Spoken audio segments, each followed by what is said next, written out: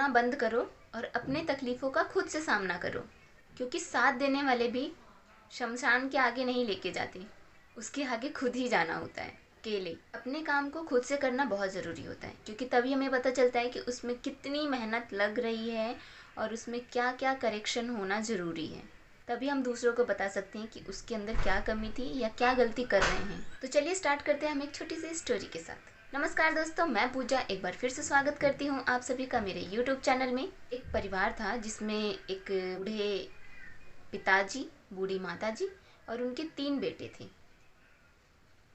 अब तीनों बेटे ही जो थे वो बहुत ज़्यादा आलसी थे। इतना ज़्यादा आलसी थे कि अपना कोई भी काम वो खुद से नहीं करते थे। एक बार उनके पिताजी बहुत ज़्यादा परेशान थे इस बात को लेकर के कि अगर वो नहीं रहें इस दुनिया में तो उन लोगों का गुजारा कैसे होगा, या उनके खेतों में काम कौन करेगा। मतलब इस चीज़ को लेकर के एक दिन वो अपनी वाइफ के साथ डिस्कशन कर रहे थे। वाइफ ने बोला कि अब जो होना है वो तो होगा, हमारे और आपके करने से तो कुछ नहीं होगा, और ना ही वो कुछ करना चाहते हैं। इस बात से थोड़ा परेशान हो रहे थे।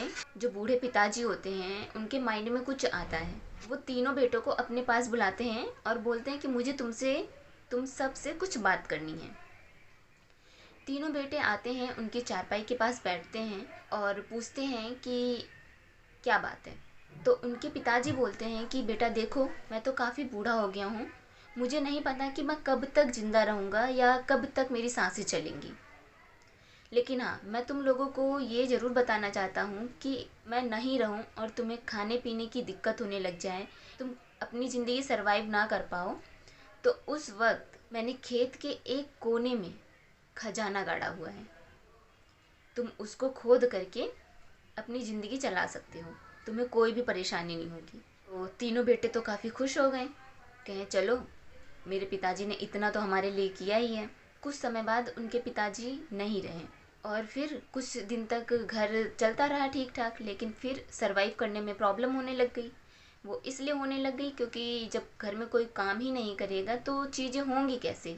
अपने आप चीज़ें तो आती नहीं हैं, उसके लिए तो मेहनत करनी पड़ती है।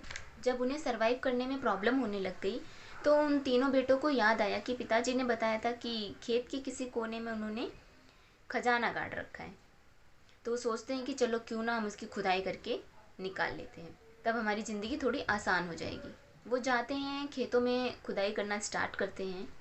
खुदाई करते करते करते करते पूरा खेत खोद देते हैं, लेकिन उनको कोई भी खजाना नहीं मिलता है। वो थके हारे शाम को जब घर आते हैं अपनी माता से बोलते हैं कि पिताजी ने तो झूठ बोला था, खेत में तो कोई खजाना ही नहीं है, हमने पूरा खेत खोद दिया। तो उनकी माताजी बोलती हैं कि चलो कोई बात नहीं, अगर आपको खजाना नहीं मिला तो जो पूरा खेत खोद ही दिया है तो क्यों ना उसमें थोड़ी सी बीज डाल दो और फिर उसमें पानी वानी दे दो। तो वो लोग बोलते हैं जब इतनी मेहनत कर ली तो ये तो छोटा सा काम है, इसको भी हम कर ही सकते हैं। वो लोग जाते हैं खेत में पूरा बीज वगैरह डाल के पूरी उसकी सिंचाई वगैरह करते हैं। जब सिंचाई कर देते हैं तो उनकी माताजी बोलती हैं जब सिंचाई कर दिया है तो बीच बीच में जाके कुछ देख रेख भी कर लिया करो, इतना मेहनत करा है। धीरे धीरे वहाँ पे एक बहुत अच्छी फसल तैयार हो जाती है। जब बहुत अच्छी फसल तैयार हो जाती है तब उनकी माताजी बोलती हैं इससे बड़ा खजाना और क्या हो सकता है। आपके पिताजी बस यही समझाना चाहते थे कि जब तक आप लोग खुद से कोई काम नहीं करोगे तब तक ज़िंदगी में कभी भी हम सरवाइव नहीं कर सकते और मेहनत का मतलब भी नहीं समझ सकते हैं। जब मैं नॉर्मल आप लोगों को समझाती तब आप लोगों को ये बातें समझ नहीं आती। आपको लगता कि खजाने का मतलब क्या पेड़ पौधे, अनाज थोड़ी ना है।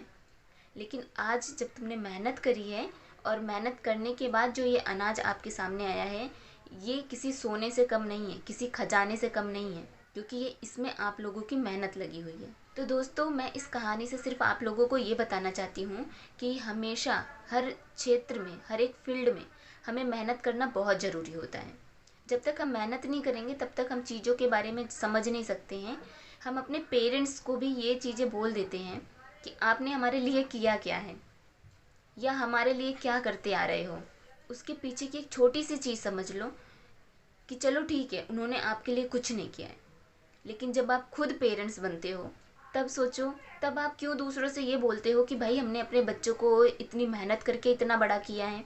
अगर जब आप ये बोल सकते हो तो आप भी तो सोचो कि आपको भी तो किसी ने पाल पोस के इतना बड़ा किया है। आपके सारे शौक़ को पूरा किया है, सारी इच्छाओं को पूरा किया है। तो सबसे पहले मेरी रिक्वेस्ट है आप लोगों से कि अपने पेरेंट्स की कद्र ज़रूर करिए। अगर आप उनकी कद्र करोगे तो आपसे बड़ा धनवान हकीकत में कोई नहीं है।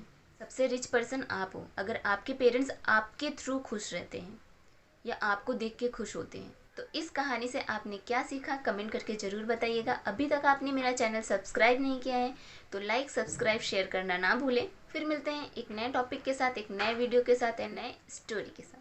तब तक के लिए हंसते रहिए, मुस्कुराते रहिए और देखते रहिए मेरा यूट्यूब चैनल। जय हिंद।